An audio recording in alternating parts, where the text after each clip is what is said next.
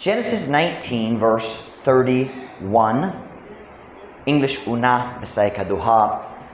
And the firstborn, meaning ang kinamagulangan nga anak ni Lot. No, it wouldn't be his oldest, but the older of the two. So ang magulang.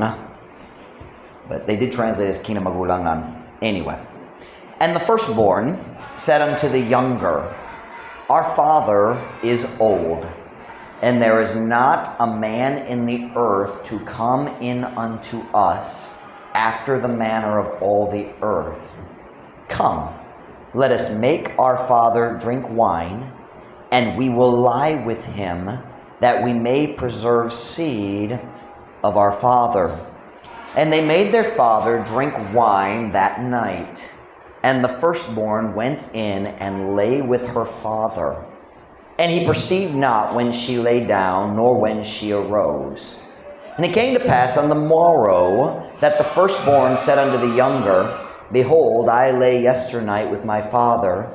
Let us make him drink wine this night also, and go thou in and lie with him, that we may preserve seed of our father.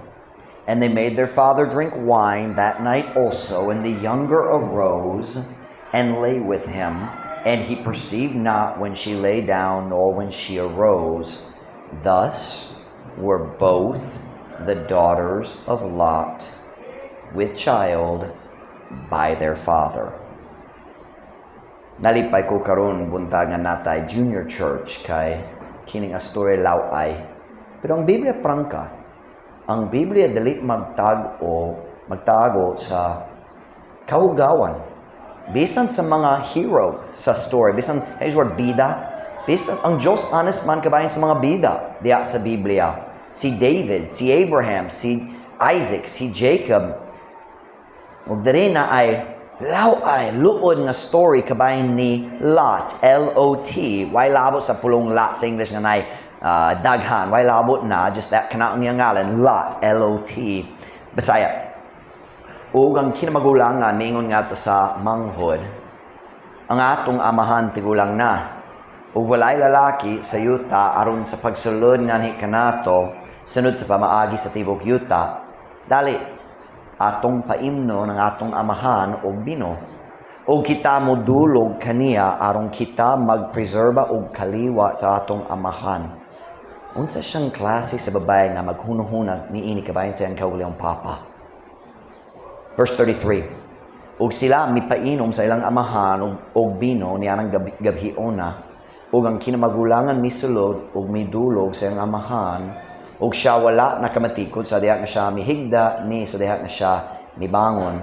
Ug kinay nahitabo sa pagkaugma nga ang kinamagulangan ningon ngadto sa manghod, tan-awa, ako midulog kagabi sa akong amahan, ato siyang paimnon og bino niining gabhiona usab og ikaw mo salod og modulog kaniya aron kita makapreserba og kaliwa sa atong amahan.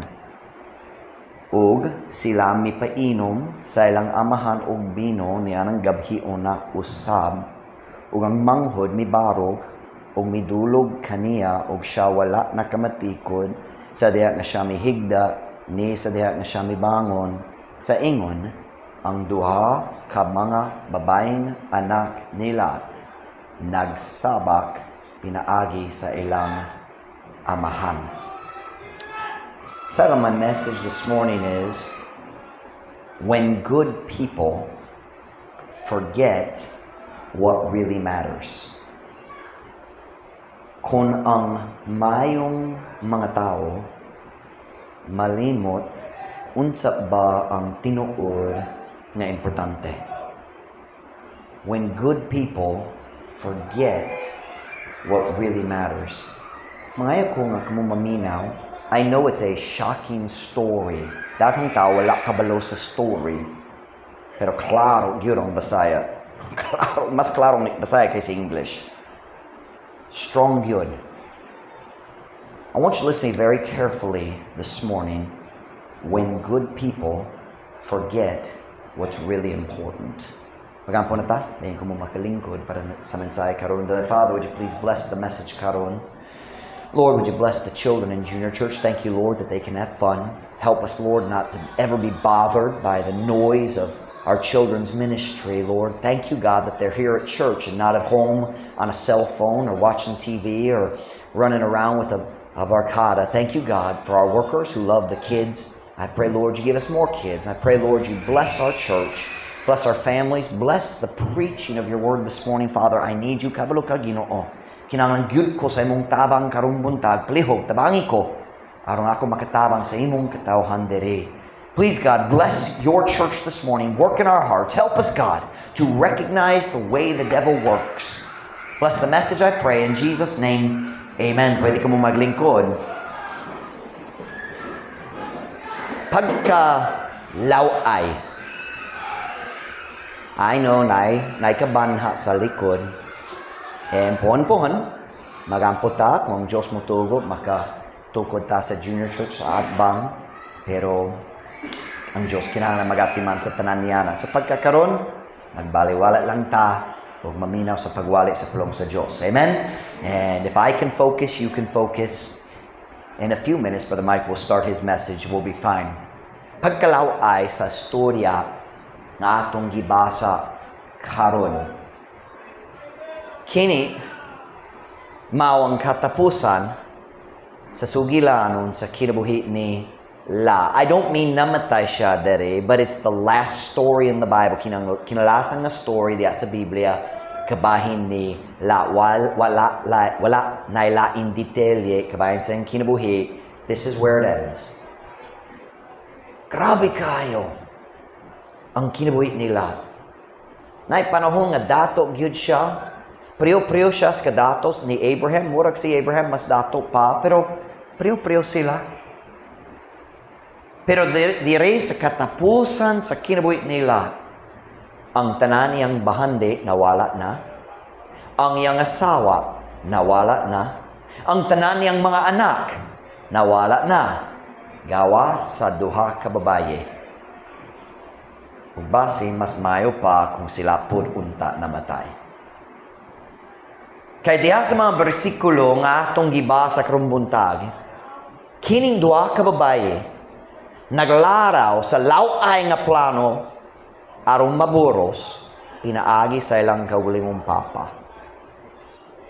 Nakoy pangutana, asa sila nakakat-on ni Ana? Simple kayo. Diya sa syudad sa Sodom. Si Lot nagbalhin sa iyang pamilya sulod sa pinakadawtan syudad niya ng panahon diya sa kalibutan. O gipalibutan sila sa tanang klase sa kalawayan o kahugawan, ang tanan sexual sin, ang pagkabayot, ang tanan na diha. O diya sa Sodom, ang iyang kaugalingong mga anak na hugawan. Nawala na ang ilang pagka-inosente. Sayang.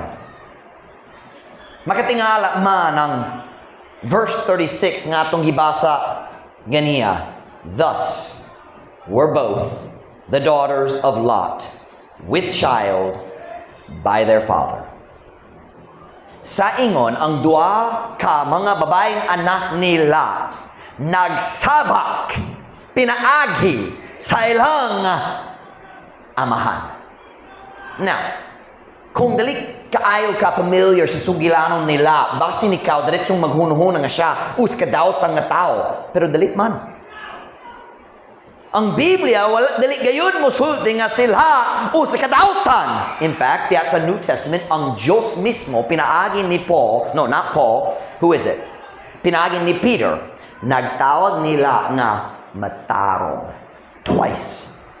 Turn with me to 2 Peter chapter 2 and verse number 6. 2 Peter chapter 2 and verse number 6.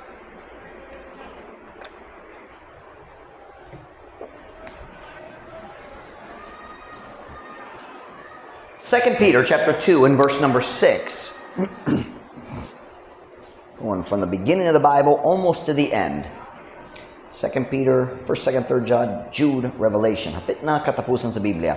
2 Peter chapter 2 verse 6. Kung nasa amen? and turning the cities of Sodom and Gomorrah into ashes, condemned them with an overthrow, making them an ensample unto those that after should live ungodly. Kana nga pulong ensample, lalo nga pulong, pero girong pasabot sa example. Gi-translate dali panig-ingnan. Og sa paghimo sa mga syudad sa Sodom ug Gomorrah nga abo, mihukom sa silot kanila uban sa pagkagunob nga nagahimo kanila nga panig-ingnan nga to kanila nga sa umaabot magkinabuhi gayon nga dili Diyos nun. Kini diri naghiskot sa paghukom sa Diyos batok sa daotang syudad sa Sodom, diin sila nagpuyo. Nining story nga atong gibasa, si Sodom bago pa nigawas sa syudad sa Sodom, ang Diyos nagguba sa syudad, nagpaulan sa kalayo gikan sa langit ug nagsunog sa tibok syudad o ang mga syudad sa palibot. Dayon, tanawon verse 7. And so we're still talking about God. God did this. And delivered just Lot. That word just does not mean lang. It means matarong. The just shall live by faith. We are justified by faith. Gipakamatarong. The word just there is matarong. And delivered just Lot, vexed with the filthy conversation of the wicked. O mipalingkawa sa matarong nga si Lot, nga nasamok sa mahugaw nga pagkinabuhi sa mga dautan. Ang Diyos mismo nagtawag ni Lot nga matarong. Kini nga lalaki nga atong gibasa diri, nagpaburo sa iyang kaugalingon mga anak, gitawag matarong diri sa New Testament. Look at the next verse. He says it again, verse 8. For that righteous man dwelling among them in seeing and hearing, vexed his righteous soul from day to day with their unlawful deeds. Nasaid ko 3 times may pulong sa Bisaya nga matarong, just and then twice righteous. Kay kadtong matarong nga tao nga nagapuyo sa taliwala kanila, taliwala sa mga daotang dito sa Sodom, sa pagtanaw o pagpaminaw, misamok sa iyang matarong nga kalag, sa adlaw pinaagi sa ilang supak sa balaon nga mga binuhatan. Did you see what that says? Dili lang siya matarong. The Bible says sila nasamok, nahasol siya, na bothered siya. May tungod sa kahugawan nga nagpalibot kaniya. He hated it. Matagadlaw, nakakita siya sa ilang kadautan ug na-bothered siya. Pero wala siya nagbiya. Kay comfortably siya diha sa Sodom. Naay kwarta, naay kaptangan, naay tanan nga gikinahanglan para sa comfortable nga kinabuhi. It was in Sodom. So he stayed because it was comfortable. God called him righteous. Now, don't misunderstand me. Ang Diyos wala nagingon ang iyang gipangbuwa uban sa iyang anak nga babae matarong. He says, si La us ka matarong nga tao. May I point out, siya wala nagtuyo nini, ang iyang anak ang nagtuyo nini. Iyang sayo maong pagdawa sa ilim nun. By the way, girls, listen to me. Kung lalaki mag-offer kanimo og shot, nanita siya sa oportunidad nga magpahimulo sa imong lawas. Are you listening to me? Kaya ang babae o lalaki, pero kung ang babae mag-inom, mawala ang mga pugong. I don't mean pugong dere. I mean ang mga butang magpugong nimo gikan sa salat. Hoy, nawala akong pugong. Kaya si Hannah, asa akong pugong? Pero kung mag-inom, bisang gamay, unsay mahitabo? What na pugong diya sa mong kasing-kasing gikan sa sala. If Lot hadn't taken the first drink, wala ang iyang anak, wala'y chance nga maghimo sa ilang daotang plano. Are you listening to me? But God calls him righteous. Listen to me very carefully this morning. Sila dili usa ka daotan nga tao. Siya usa ka maayong tao nga nalimot kung unsa ang tinuod nga importante ni ining kinabuhiya. He forgot what really matters. You say, Pastor Mike, what do you mean? Okay. Sila nalimot nga ang pagkamatarong mas importante pa kaysa pagpangorta. Are you listening to me? Nalimot siya nga ang pagprotector sa pagka-inosente sa iyang mga anak mas importante pa kaysa paghatag kanila sa tanan nilang mga gusto. It's quiet. Siya nalimo nga ang iyang relasyon sa iyang langit nung amahan mas importante pa kaysa iyang kauswagan dinhi sa yuta. Siya nalimo nga ang tanang tao kinahanglan maluwas, nga ang tanang daot ang tao nagpalibot kaniya kinahanglan pod maluwas. The Bible says just Lot, I mean, he was saved. Siya nalimo nga mas importante ang kaluwasan sa ubang kalag kaysa pagka-komportable sa iyang kaugalingon lawas.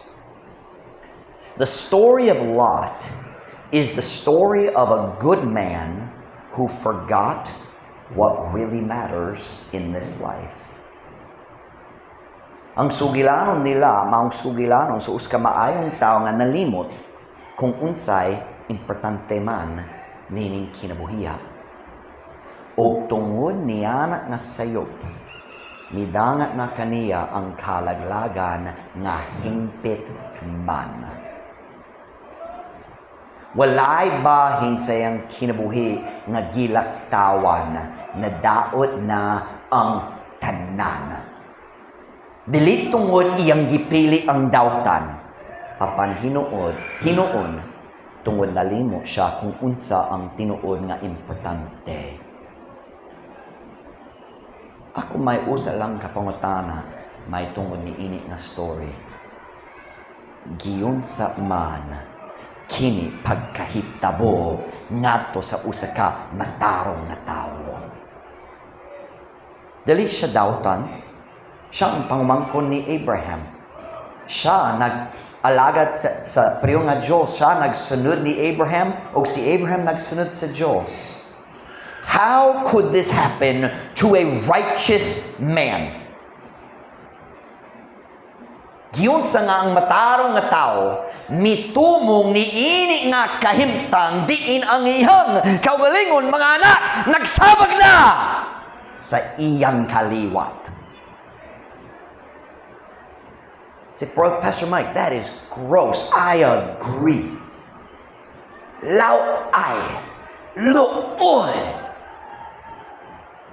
Pero kini nga kahugawa nga nakita diri, kini nga kaluod, kini nga makatingala nga kahimtang nahitabo sa tao nga sa sinugdanan natarong. Kiyon sa niya pagikan diri nganhi diri.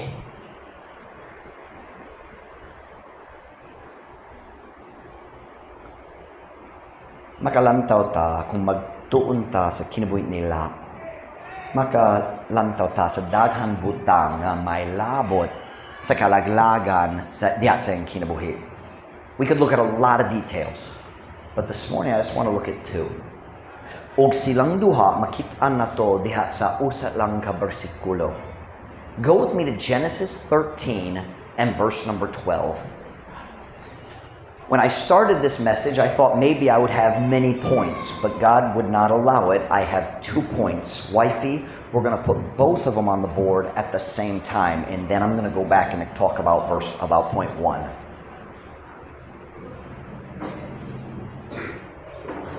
I forgot what chapter I told you. Genesis 13, verse 12. Genesis 13, verse 12. Kunana sa amen? Abram dwelled in the land of Canaan, and Lot dwelled in the cities of the plain, and pitched his tent toward Sodom. Si Abram mipuyo sa yuta sa Canaan, og sila mipuyo diha sa mga syudad sa patag, o may pabarog sa iyang tulda paatubang sa Sodom. Naglantaw ta, what is it? Giyon sa man, how do I say that? Sa pagkahitabo, kini. Giyon sa man, kini pagkahitabo, may matarong nga tao na mitumong niinit nga laway nga katapusan. In this verse, we see two very simple things.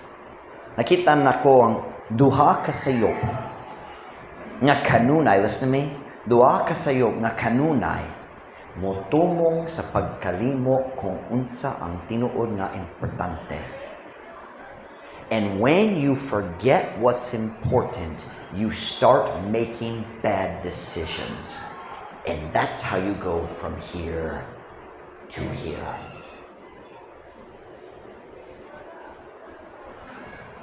And may I say, hangtod karon, pagkadaghan sa Kristohanon nga naghimo pa sa maurang mga sayop. Now, I'm going to ask you, don't get mad today. Murag dili ko magwali nga isog. Karong buntag, magsulay ko mubuka sa inyong mata ngadto sa pamaagi sa yawa. Sa paagi nga siya maglimbong na to, aron malimot ta sa mga butang nga pinaka-importante, dayon magiya siya na to ngadto sa kalaglagan. I want to help you today. I want you to listen very carefully. Nga naman sila nalimo kung unsang nga importante alang sa kinabuhi. I'm going to give you two reasons. We're going to write them both on the board at the same time. And then I'll go back aron maghatag sa detalya. Nini nga verse na duha ka butang nakita na to. Number 1. Number 1. Gitugutan niya ang iyang kaugalingon na mahibula gikan sa iyang espirituhanong pangulo.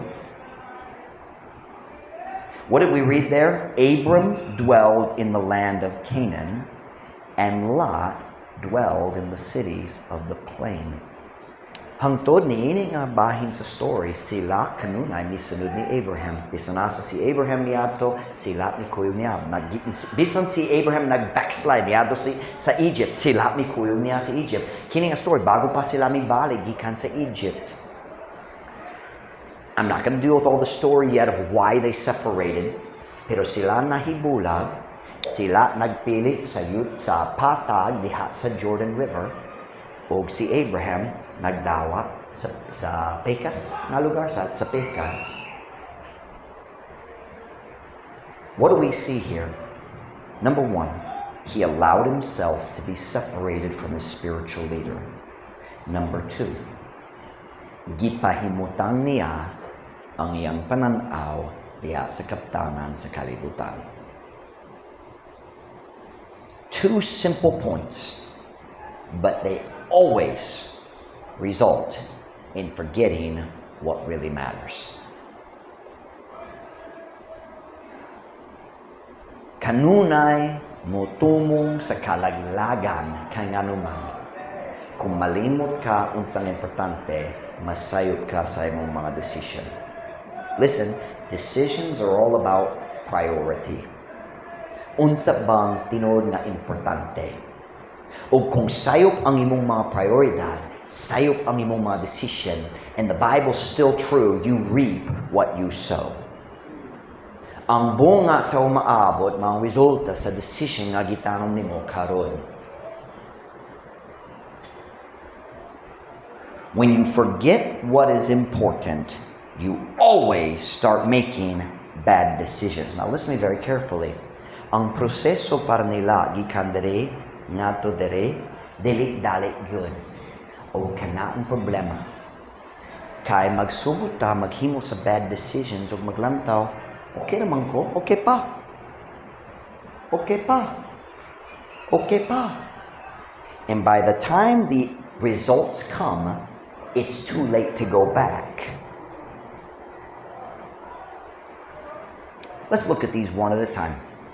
Unsa ba ang unang sayop nila, ang sinugdanan sa tanan problema sa iyang kinabuhi. Number one, gitugutan niya ang iyang kaugalingon nga mahibula gikan sa iyang espirituhanong Pangulo.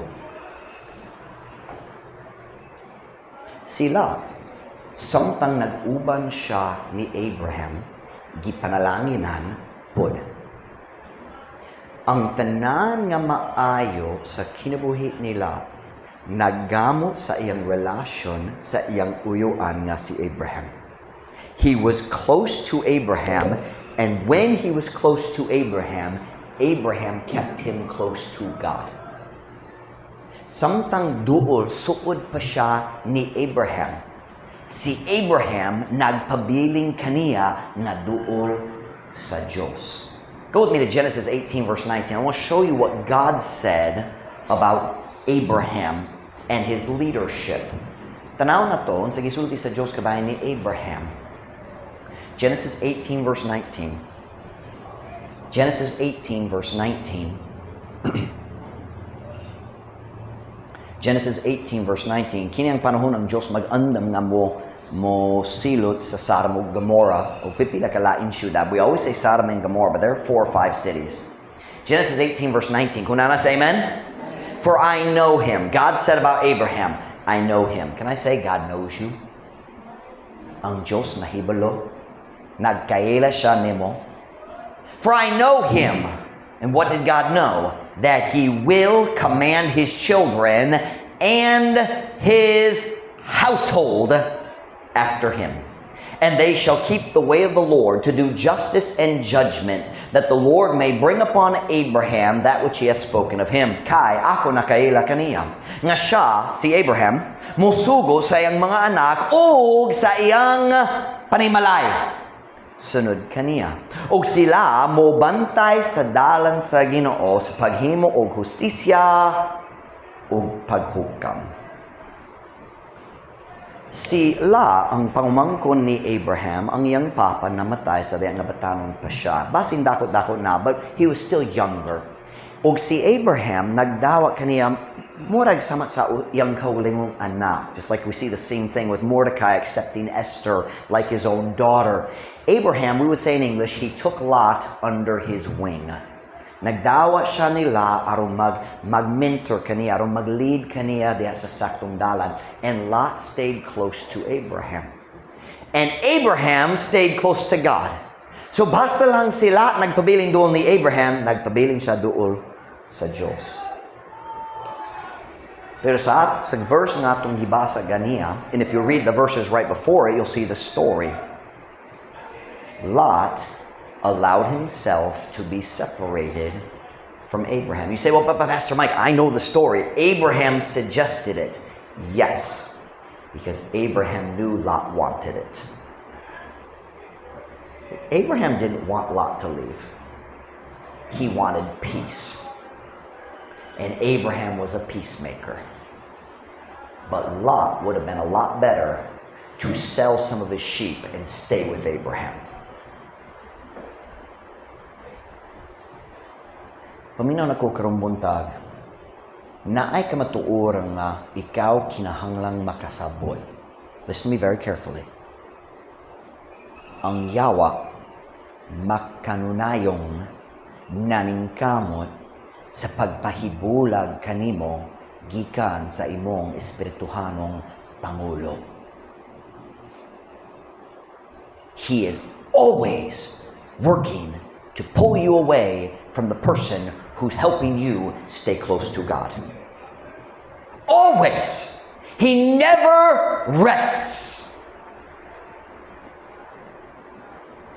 Kinsa ba ang nagtabang kanimo, or maybe I say, kinsa kaha, ang nagtabang kanimo nga magpabiling duol sa Diyos? Siya man ang tao nga ang yawa ganahan magpahibulag kanimo. Kini man ang simple nga kamatuoran. True pastors, listen to me. Ang Diyos mohatag kanimo og pastor. Dali aron mo sugo-sugo sa imong kinabuhi. Ang Diyos mohatag kanimo og pastor aron siya makatabang kanimo nga magpabilin do sa Diyos. That's why you have a pastor. I don't trust pastors who want to control. I don't like to control people. But God gives you a pastor aron magtabang kanimo mga magpabilin do sa Dios. And how does He do it? Pinaagi sa pagwali sa pulong sa Dios. Ang pastor, dali mo bisita sa imong balay aron maglantaw. I read about that. Diha sa panahon ni John Calvin, diha sa syudad sa Geneva, he had righteousness police who would visit people's houses, check their clothing, check their dishes. Ani nay balaod kabayin sa tanan. I don't believe in that. God wants you to choose to stay close to God, but He uses preaching to help you do it.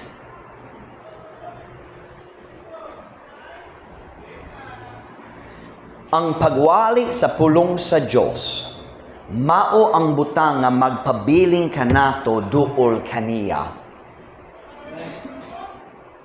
Busa, kung ang yawa ganahan magpahawa kanimo gikan sa Dios, una, kinahanglan siyang mopahawa kanimo gikan sa imong pastor. And you have to be careful as a pastor. Kay murag dalo man, magwali ka kabayan sa pagsunod sa pastor. No, magwali ko kabayan sa pagpabiling duol sa Diyos. Ang yawa na daghang galamiton. Diha sayang paninggamo sa pagtangtang nimo gikan sa imong pastor, gikan sa pagwali sa pulong sa Diyos. Usahay mo gamit siya sa sala o kaulaw. Kaya ang kaulaw, kanunay mo kuyog sa sala. Daghang tao makahimo sa sayop, dayon maglikay-likay sa pastor, pila ka panahon, ikaw nagsulti, di ko makabalik sa church, naulaw ko. Nakadong, di ba? Ang yawa mo gamit sa sala ug kaulaw aron mo pahawa sa tao gikan sa ilang pastor. Kaya nga naman, kung layo na gikan sa pastor, dali na maminaw sa pulong sa Diyos, sayon kayo mo dani kaniya ngadto sa kalaglagan sa kalibutan. Usahay ang yawa mo gamit sa kaibog kabayan sa mga utang sa kalibutan. Madani na ang tao palayo sa church, palayo sa pagwali sa pulong sa Diyos, padulong sa kalingawan o kahilayan sa mga dautan. But listen, the devil's not just trying to get you out of church. He's trying to get you away from the preaching. The preaching is the devil's problem. You hear me? Ang church mismo, dali ang problema para sa yawa. Ang problema para sa yawa, maong pagwali nga mahitabo diya sa church. Kang pagwali, maong pagdali, pagtabang kanimo nga magbalik sa Diyos kung maglaag gamay gikan sa Ginoo. Ang pagwali, maong pagbalik kanimo sa Ginoo. Kung mabugnaw na ang kasing-kasing ng pagwali, ang mo painit sa imong kasing-kasing pag-usab. The devil doesn't care if you go to church. It's the preaching. Have you ever noticed na daghang church ng pastor dali na magwali batok sa sala? Nakadaog na ang yawa. Wala siya. Ang tao mo sa ang tanan mga church pareho. Pangutana sa yawa, dali siya mag-uyon niyan. There's a lot of churches the devil has no fear of at all. Kaya naman, wala'y pagwali. Gugma lang. Usahang yawa mo gamit sa garbo nga mubarog diya sa kasing-kasing sa mga membro. Kasi ng pastor magwali kabahin sa ilang sala. Kung sila masuko na, uy, nagasturi siya kabayan ako. Usahang yawa mo gamit sa gamay nga misunderstandings o problema sa mga relasyon, masuko sa laing membro mo undang sa church. Really? Pride ka ayong membro.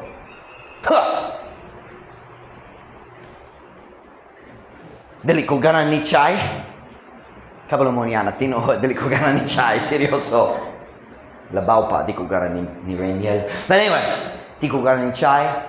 I'll show you. Something yung kanang expression, I'll show you. I don't know how to say that in Visayan. I'll show you. Mogawas ko sa church o moguba sa akong kinabuhi. Tungod, dali ko ganahan nimo. Pero Dili na ko magsimba diha. Na mga babae manipot.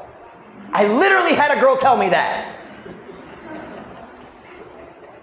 So, muguba ka sa imong kinabuhi kay na ay laing babae nga mag-anak. Cazelle does that to me all the time. Musalud siya sa church. And I say, "Hi, Cazelle, how are you?" And she goes, "Meh." I mean, I don't even make fun of her. Dali ko magbinuang niya. I don't think I've made fun of Cazelle since this morning. Dugay na! I'm simply saying, ang yawa makanunayon naningkamot sa pagpahibulag kanimo gikan sa imong pastor. Dili ang pastor mismo ang pagwali nga nagikan sa pastor. That's the devil's concern. If you get mad at the pastor and so you don't want to listen to him preach, well, he still wins because the preaching's the problem.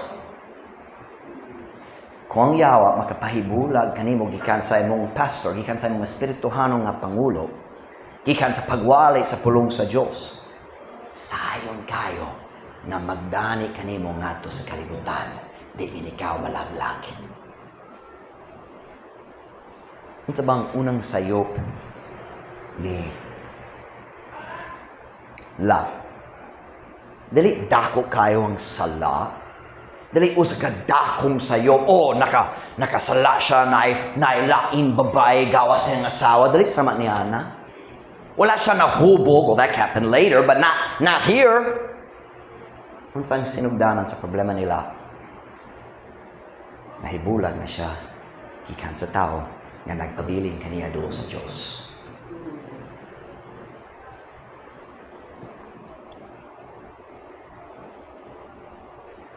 Once the devil separates you from regular, strong preaching,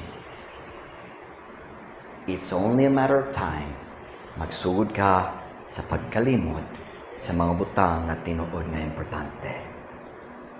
And when you start to forget, then the big mistakes start. Listen to me very carefully. When we talk about nalimot, we need to understand something. We say Lot forgot. That's not talking about up here. Ang pagkalimot may labo sa imong kasing-kasing, dili sa imong hunahuna. Allow me to illustrate. Kung maglayo na kagikan sa pagwali, dili na ka kanunay makaduol sa pagwali, basin usahay ra pero dili kanunay.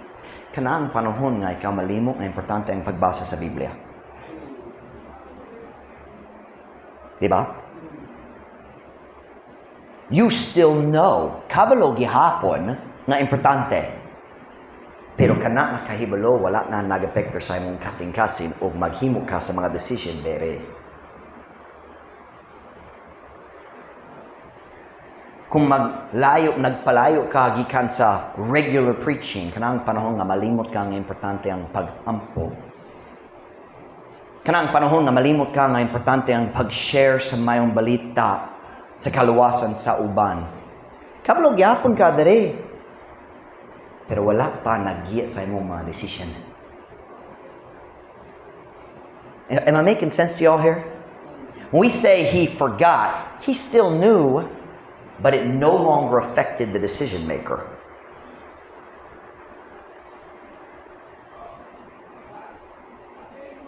Sila. Nagatug yapon siya sa tinong nga Diyos. Kabalo siya nga naay pagsilot para sa sala sa mga tao nga nagpalibot kaniya. Pero wala, sa atong nakitan sa Biblia, sila wala nagkabig sa bisan usa ka tao dito sa Sodom.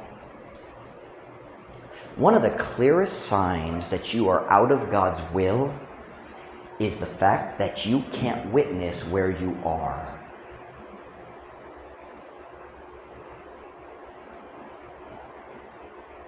Kung ganahan ko magbana-bana kung gawas kas kabubuton sa Diyos, matana lang. Can you witness in your current situation? If you feel like, no, dili ko makashare, something's wrong in God's will for you. Na ay diferensya diya sa imo ha.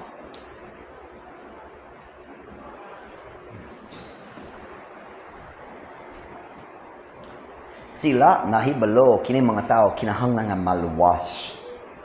Pero wala siya nagingon ni bisan kinsa. And sa dihang mga anghel niabot sa syudad sa Sodom ug nangingon niya, kinahanglan ka mag-warn sa imong mga son-in-laws. What's son-in-law? Umagad? Umagad.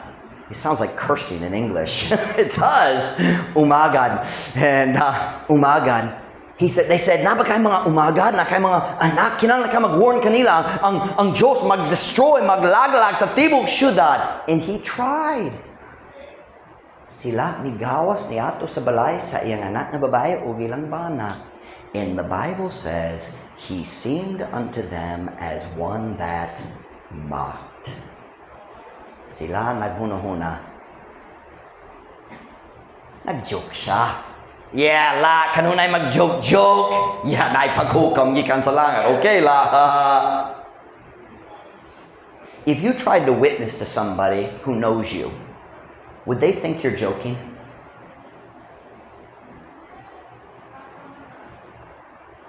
You see, ang mga umagad, however you say that, umagad, ang mga son-in-law nila, wala gayon nakikita bisan unsa ebidensya diya kaniya nga nagatuo siya sa Ginoo nga Dios. This goes to our Sunday school lesson this morning. You can't witness if your life doesn't support.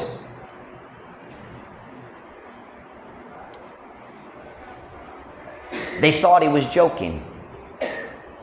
Dali seryoso siya. Joke lang. I'm saying today, the devil is constantly working to separate you from your pastor and the preaching of the Word of God. And he has a lot of tools to do it. We mentioned the fleshly ones. Kanang akong giisgo na kanang mga galamiton sa yawa nga may labot sa atong unod, sa atong garbo, atong kaibog. Pero kanang mga unod nung nga galamiton sa yawa, most of the time dili kana mag-work, dili mag-uswag, dili maggana batok sa mga tao nga lig-on sa ilang pagtuo. Sama sa mga membro diri nga faithful. Ang lig-on nga Kristohano nahibalo kung unsaon pagtagad sa iyang mga sala. Kung nakadiri dugay na lig-on nakakabalo ka. Kung makasala ko, I confess my sin and I forsake ug magpadayon ko, mobalik ko sa Ginoo, magalagad yapon. Ang lig-on nga Kristohanon kabalo. Ang lig-on nga Kristohanon dili daling madani sa mga kaibog sa kalibutan. Pwede, pero dili dali. Ang lig-on nga Kristohanon nahibalo kung unsaon pag-ayos sa mga problema sa iyang mga relasyon. Kabalo siya kung unsaon pagpaubo sa iyang kaugalingon aron mag-sorry o mag-protector sa iyang mga relasyon. Busa. Kung ang yawa ganahan mo pahawa sa uska lig-on nga Kristohanon gikan sa iyang espirituhanong pangulo, kinahanglan siyang mangita sa laing galamiton. O kana atong nikita diha sa kinabuhi nila. Unsay gigamit sa yawa sa pagpahawa nila gikan ni Abraham. It wasn't the arguing with the herdmen. That was the second step, but it wasn't the first step. Unsa pang una? Turn with me to Genesis 13 and verse number 5.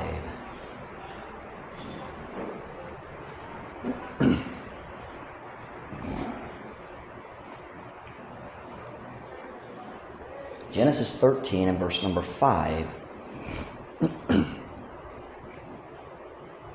Genesis 13 and verse number 5. Kunana, say amen? And Lot also, which went with Abraham, so he's still, uban gyapon siya ni Abraham, had flocks and herds and tents. Og sila usab nga miuban ni Abraham dihay mga panon sa gagmayng mananap ug mga panon sa dagkong mananap ug mga tolda, mga tent. And the land was not able to bear them, that they might dwell together, for their substance was great, so that they could not dwell together. Ug ang yuta wala napaigo kanila nga sila unta mag-uban sa pagpuyo kay ang ilang kaptangan dako kaayo. Ilang kaptangan dako kaayo. Busa dili sila makauban sa pagpuyo. Unsay atong nakit-an dere? Sala ba? Dili. Kaibog? Dili. Garbo? Dili pod. Unsa atong nakit-an? Blessings. Mga panalangin. Watch now. Basta lang sila nagpabilin doon ni Abraham, ang Diyos nagpanalangin pod kaniya. Kaya naghimo siya sa mga decision. Uban siya ni Abraham, and when he was with Abraham, si Abraham nagpabilin kaniya doon sa Diyos. So siya pod na mga blessings. Apan, kana nga panalangin, maugayod ang gigamit sa Yawa aron mupahawa nila gikan ni Abraham. Did y'all get that? It wasn't lust, it wasn't sin, it was blessings.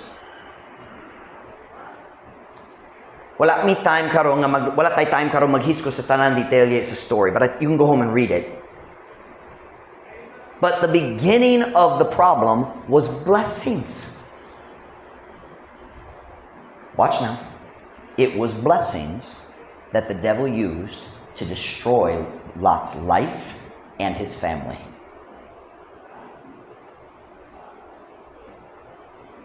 Ang uban sa anak namatay dito sa Sodom. Iyang asawa nahimo nang uskahaligi sa asin, whatever that is. Salt. Iyang duwa ka na nahibiling sa ingon nga nahugawan nga, we know what they did earlier. Ug ang sinugdanan sa tanan maong blessings dali ang sala. May I say, the devil still uses that tool today with the best Christians. Kana gayon ang buhaton sa Yawa hangtod karon. Kung ang Yawa dili makapalayo nimo gikan sa pagwali sa pulong sa Dios, pinaagi sa sala ug kaulaw, o pinaagi sa mga problema sa relasyon, o pinaagi sa kaibog sa mga butang sa kalibutan, unsay magamit niya? Mga panalangin. Mga panalangin. Say, Pastor Mike, I don't understand. How does that apply? Okay, can I give you the most common illustration I see in Filipino culture? And probably American as well, but I've never been a pastor in America. Paraglitan. Having a job is a blessing. Diba? Blessing kayo kung nakay-job. Diba? Kay naisweldo. O kung naisweldo, makatiman sa imong kinahanglan o para sa imong makatiman sa imong pamilya. Diba? Blessing ang trabaho.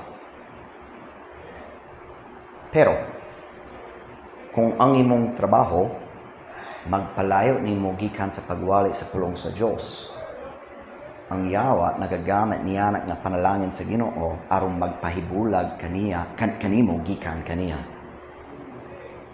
Boy, the devil's sneaky. Bright kaayo ang Yawa. There's a reason God says, be sober, be vigilant. Amping kayo, kanunay magbantay, kay bright kaayo ang atong kaaway.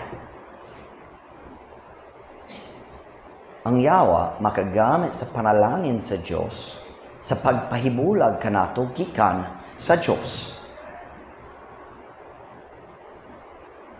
If your job is pulling you away from the preaching, the blessing is hurting you.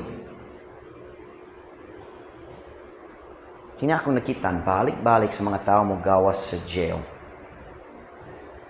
One, maulaw sila nga mosalod sa church. And two, once they get a job, their job becomes their God, and they live for money. And sa pipila ka bulan, mubalik sila sa bisyo, gikan sa ilimnon, nga ato sa droga, kaya na kumukita nila sulod sa jail pag-usab. There are some guys I do on the inside, on the outside, and they're back on the inside. Ang panalangin kana nga job gigamit sa yawa aron dili sila makadungog sa pagwali nga magpabiling kanila duol sa Dios. Let's take another illustration. Education is a blessing. The opportunity to learn is a blessing. But when education becomes more important than church, something is wrong. Amen. Don't get mad. This is a Baptist church. We don't worship education here.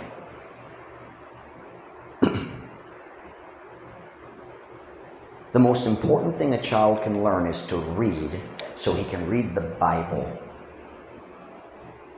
Education is about following God's will, not making money. Nothing wrong with making money. Dili sala ang kwarta. Ang sala maang pag-una sa kwarta.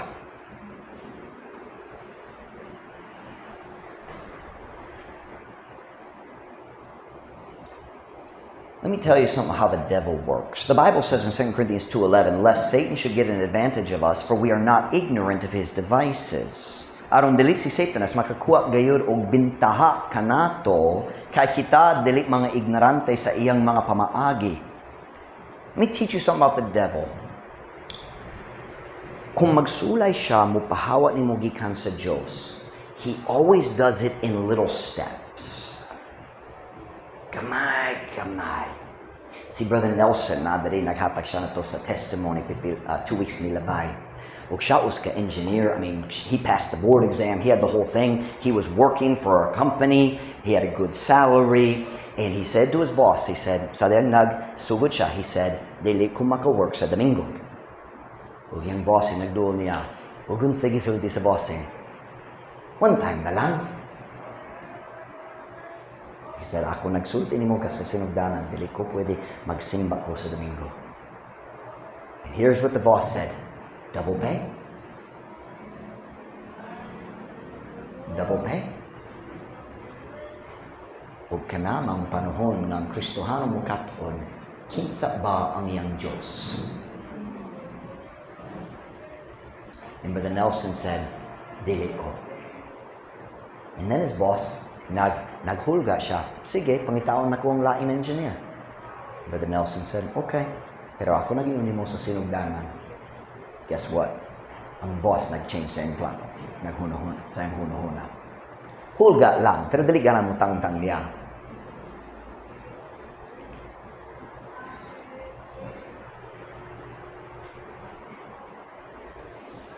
I'm not scolding this morning. You notice, wala ko nagwala nga isog. Karong buntag, magsulay ko mubuka sa inyong mata ngato sa pamaagi sa yawa. Listen to me. It's step by step. Hinay.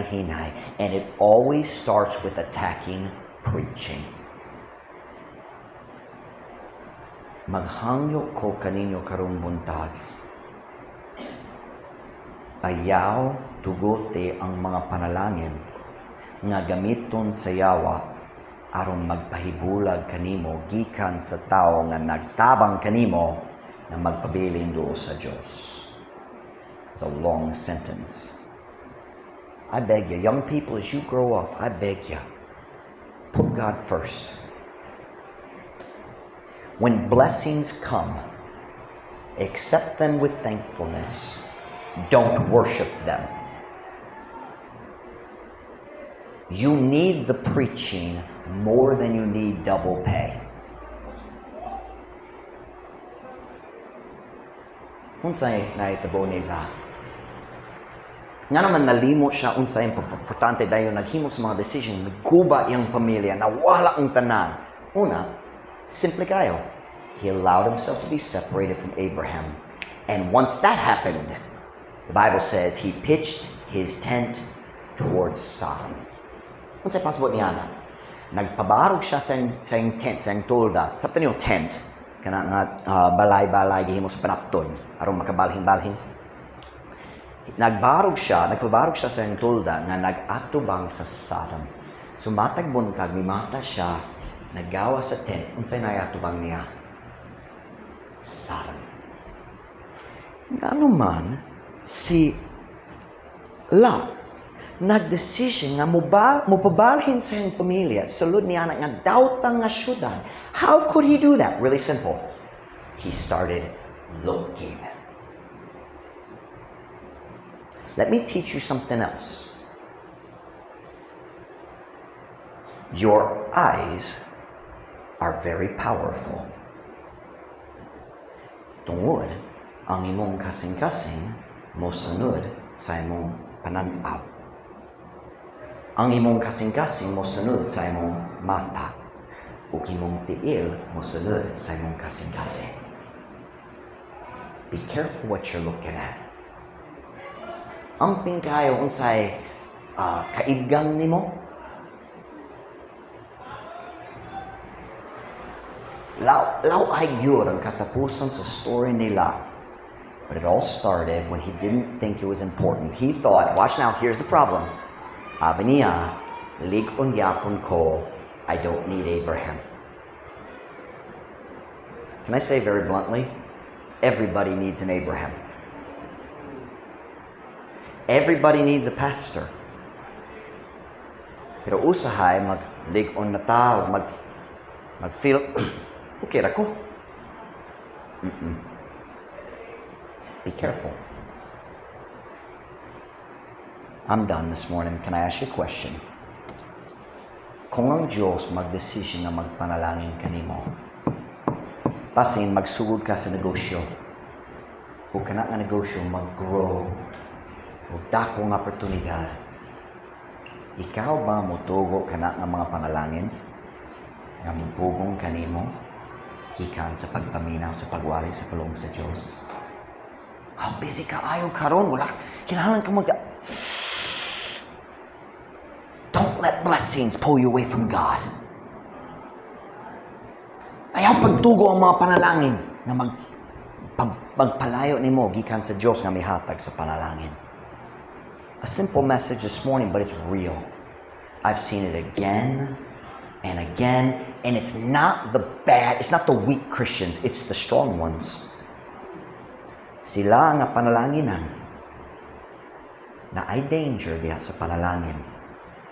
Be careful. Be careful. We need the preaching of God's Word. Tugon na mga ulo, pero mata.